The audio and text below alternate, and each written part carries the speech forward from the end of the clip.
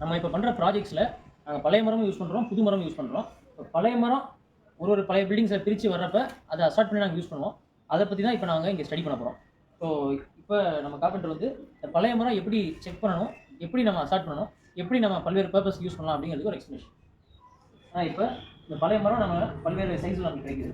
முதல்ல step by ஸ்டெப்பாக இதை நம்ம வந்து எப்படி பிரிக்கணும், எப்படி அசார்ட் பண்ணணும், முதல்ல இது பர்மா தேக்கா இல்லை வேறு தேக்காங்க அதை எப்படி கண்டுபிடிக்கணும். அதுக்கப்புறமா வந்து ஒரு மரத்தோட சைஸ்க்கு ஏற்ற மாதிரி எப்படி வந்து வேஸ்டேஜ் கம்மியாக எப்படி உபயோகமாக யூஸ் பண்ணலாம். அதை வந்து நீங்கள் இது வந்து என்னன்னா நம்ம இந்த பழைய மரங்கிறதுனால பல்வேறு சைஸில் வரதுனால நமக்கு என்ன தேவைப்படுது அப்படிங்கிறத பார்த்துட்டு அந்த அளவுக்காக நம்ம மெஷர்மெண்ட் போட்டு எடுத்துக்கணும். இது பழைய மரங்க. பழைய மரத்தில் வந்து முதல்ல பர்மாவான்னு கண்டுபிடிக்கிறதுக்கு முதல்ல கொஞ்சம் லைட்டாக பஃபிங் பண்ணணும். பஃபிங் பண்ணி பார்த்தோன்னா இந்த மாதிரி தங்க கலரில் ரேகை வரும், சின்ன சின்ன ரேகையாக வரும் பாருங்க. இந்த மாதிரி பஃபிங் பண்ணி பார்த்தீங்க அப்படின்னா